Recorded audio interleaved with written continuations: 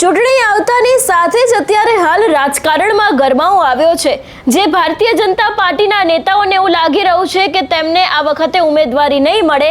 એ દરેક નેતાઓ હવે અપક્ષમાંથી ઉમેદવારી છે તે કરવાની શરૂઆત કરી રહ્યા છે। સમગ્ર મામલો શું છે, કઈ જગ્યાએ આવું થયું છે, દરેક વિષયને લઈને વિગતે વાત કરીએ। નમસ્કાર, હું હંસિની અને તમે જોઈ રહ્યા છો નિર્ભય ન્યૂઝ। ભારતીય જનતા પાર્ટીમાં અત્યારે હાલ અંદરના ડખા વધ્યા છે। એવામાં ઘણા બધા એવા ઉમેદવારો છે કે જે લોકો પોતાના પાર્ટીથી નારાજ ચાલી રહ્યા છે। ટિકિટ આપી હોવા છતાં પણ ક્યાંક અસંતોષ છે અને ઘણી બધી જગ્યાએ જે લોકો છે જે અત્યાર સુધી મહેનત કરતા આવ્યા છે એ લોકોને ટિકિટ ન આપતા અત્યારે ભાજપથી નારાજ પણ થયા છે। કંઈક આવો બનાવ પાલનપુરમાં પણ બન્યો છે। પાલનપુરની વાત કરવામાં આવે તો પાલનપુર પાલિકા ચૂંટણીને લઈને ભાજપ ઉમેદવારો જાહેર કરે તે પહેલા જ ભાજપની અંદર ક્યાંક ને ક્યાંક લોકો છે એ લોકોએ અપક્ષમાંથી ઉમેદવારી કરી છે। વોર્ડ નંબર 2 ના પૂર્વ નગરસેવક અને પૂર્વ પાણી પુરવઠા ચેરમેન સાગર માળીએ અપક્ષમાંથી ઉમેદવારી નોંધાવી છે। સાગર માળીના પિતા પ્રતાપ માળી છે તે પાલિકાના પ્રમુખ રહી ચૂક્યા છે। છેલ્લા કેટલાય ટર્મથી વોર્ડ નંબર 2 માં તેમનો દબદબો છે। ભાજપ ટિકિટ જાહેર કરે તે પહેલા જ સાગર માળીએ અપક્ષ જમલાવતા અત્યારે હાલ રાજકારણમાં ગરમાવો આવ્યો છે। આ સમગ્ર વિષયને લઈને સૌથી પહેલા તો જે રીતે અપક્ષમાં ઉમેદવારી નોંધાવવામાં આવી છે એ નેતા દ્વારા શું કહેવામાં આવ્યું છે તે સાંભળીએ।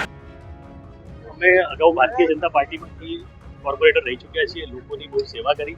ત્યારબાદ જે ભારતીય જનતા પાર્ટી ખોટા નિયમો બનાવીને ટિકિટ આપવાની ના પાડતા અમને લોકોએ બોલાવીને લોકોની લાગણી હતી કે ઉમેદવારી કરીએ, તો લોકોની લાગણીને માન આપીને અપક્ષની અંદર ફોર્મ ભર્યું છે અને લોકોનો સાથ સહકાર રહેશે અને અમે આ જ રીતે લોકોની સેવા કરતા રહીશું। મોટી સંખ્યામાં સમર્થકો સાથે પહોંચ્યા છો, જીતની કેટલી આશાઓ?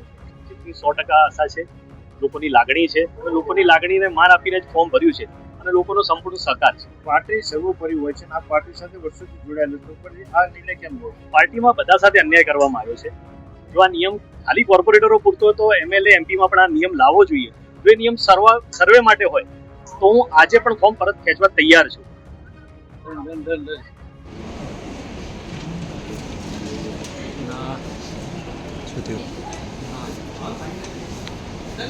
ના કરે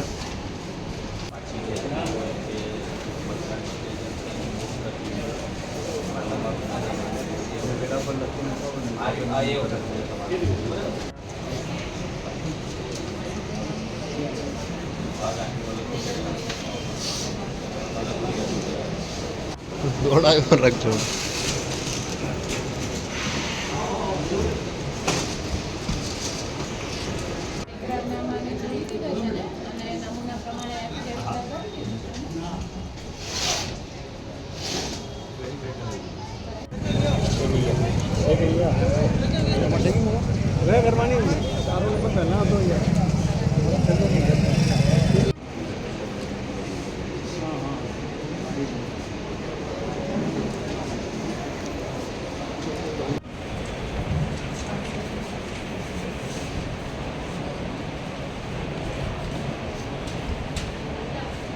નજર આપજો।